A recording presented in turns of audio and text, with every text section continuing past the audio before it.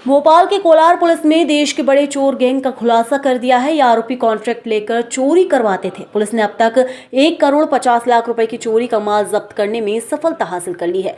Police commissioner Harinarayan Chari मिश्र ने खुलासा करते हुए बताया कि गिरफ्तार आरोपियों में से एक इंजीनियर और दूसरा MBBS पास है। वहीं मुख्य आरोपियों में यशवंत रघुवंशी, भूपेंद्र साहू और अभिलाष विश्वकर्मा है, जिन्हें पुलिस ने गिरफ्तार किया है। ये आरोपी दूसरे राज्यों के साथ ही चोरों को भोपाल लाकर चोरी करवाते थे और चोरी का माल आपस में बांट लेते थे। चोरी के जेवरात को मुथूट फाइनेंस में गिरवी रखते थे। वहीं पुलिस ने बताया कि आरोपी सुनार को चोरी माल नहीं बेचते थे। वहीं भोपाल पुलिस कमिश्नर हरिनारायण चारी मिश्र ने कहा कि मुथूट फाइनेंस के कर्मचारी इसमें शामिल होंगे तो उन पर भी कार्यवाही होगी। पुलिस के मुताबिक चोरी के पैसों को आरोपी शेयर मार्केट में लगाते थे और अय्याशी के लिए चोरी करते थे। चोरी के पैसों से आरोपी थाईलैंड और श्रीलंका घूम चुके थे। ये सोने और पॉश इलाकों को अपना बनाते थे। वहीं निशाना आरोपी पहले रेकी करते थे और फिर वारदात को अंजाम देते थे। गिरफ्तार किए गए आरोपी चोरी के माल को बाहर से बुलाए गए चोरों से आपस में बांट लेते थे। पुलिस का दावा है कि दूसरे राज्य में चोरी करने भोपाल आए आरोपियों को जल्द गिरफ्तार किया जाएगा।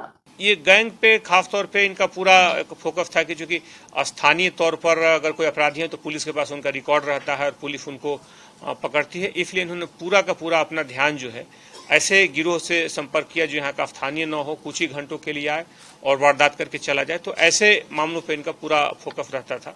और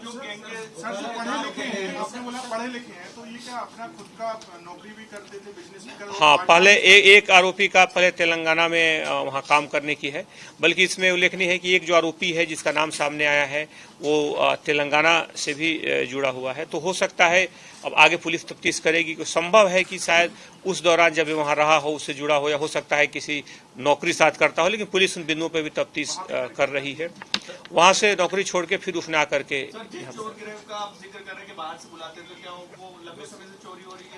वो उनका आपराधिक रिकॉर्ड है, लेकिन पुलिस ने चूंकि आज ही पकड़ा है तो इसमें संभव है कि जिन इलाकों में रहे, अगर कोई अपराधी इस तरह से दूसरे जिलों से इतने दूर हजारों किलोमीटर दूर से आकर अगर कहीं चोरी कर रहा है, इसलिए कि उसकी गोपनीयता बनी रहे और चोरी करके कुछ ही क्षणों में चला जाए, तो उसके स्थानीय तौर पर भी विभिन्न तरह की घटनाओं में संलिप्तता हो सकती है। लेकिन अभी पूरी तरीके से उसको तस्दीक करने के बाद ही उसकी अंतिम रूप से पुष्टि की। इसमें इन लोगों 40 लाख रुपए से ज्यादा का सोना इन लोगों ने मुथूट फाइनेंस में रखा। मुथूट फाइनेंस में उसको तफ्तीश की जा रही है किस रिकॉर्ड के आधार पे, क्योंकि इस तरह की जो कंपनियों में जब रखा जाता है तो उसके लिए भी एक SOP निर्धारित है और उसकी प्रामाणिकता पूरी होने के बाद ही और उसके स्रोत को जानने के बाद ही उनको उनकी वैधानिकता पूरी होती है और उसके बाद ही रखा जाना इनके लिए अपरिहार्य है। लेकिन अगर इन्होंने अगर किसी तरह की इसका उल्लंघन किया है तो उन्हें भी आरोपी बनाना चाहिए। नहीं, मजबूरी नहीं है। व्यक्ति की सोच सकारात्मक या नकारात्मक हो सकती है। सिर्फ ज्ञान का इससे निष्कर्ष यही निकलता है कि सिर्फ ज्ञान होना ही सकारात्मक होने के लिए पर्याप्त नहीं है, उसकी दिशा सकारात्मक होनी चाहिए। बाहर से जिन चोरों को बुलाया जाता था उनको कितने पैसे देते थे, कितना परसेंट मार्जिन मिलता था? बाहर के चोरों की चूंकि गोपनीयता बन रहती थी, उन्हें रुकाते थे और साथ में गाड़ी में ले जाते थे, उनको जगह दिखाते थे और कुछ ही घंटों में वो चले जाते थे। शायद वो उनको लगता था, और आउटर इलाकों में रहते थे। यहाँ पर विदिशा के रहने वाले थे। तत्कालिक तौर पर इसमें अभी और कोई जानकारी अभी नहीं आई है। पुलिस से विवेचना में 60 लाख का लेन-देन इन्होंने खातों में किया है। तो वो लोग क्या व्यापारी हैं या किसी पर्सनल व्यक्ति इनके संबंधी है, क्या जांच में आया है? नहीं, तो जो सुने मकानों उनमें चोरी की बात सामने आई है। इसमें कोई 60 लाख का लेन-देन आपने लिखा है, रिकॉर्ड आपको मिला है, उसको लेकर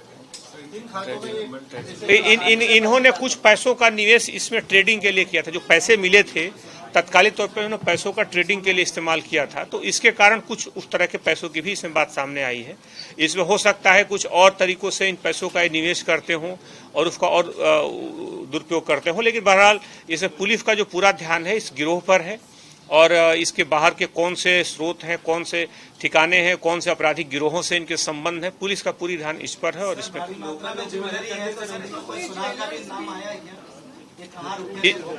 इसमें चूंकि सीधे इन्होंने अभी तक सामग्री मिली है, अधिकांश सामग्री को मुथूट फाइनेंस में रखा है, तो वहां पे हम लोग पुलिस की जांच में को भी दिशा होगी। और बहरहाल हो सकता है और भी सामग्रियां हों और भी चोरियां हों, क्योंकि ये जो व्यक्ति एक जो मुख्य आरोपी है 17 के बाद 17 में इसने कंप्यूटर साइंस किया। कुछ देर जॉब पिछले लगभग 5 सालों से शहर में अलग अलग हिस्सों में रहा है, तो संभव है कि ये पहले भी वारदातें करता रहा, चूंकि पहले कभी पकड़ा नहीं गया इसलिए इनका आपराधिक रिकॉर्ड नहीं है।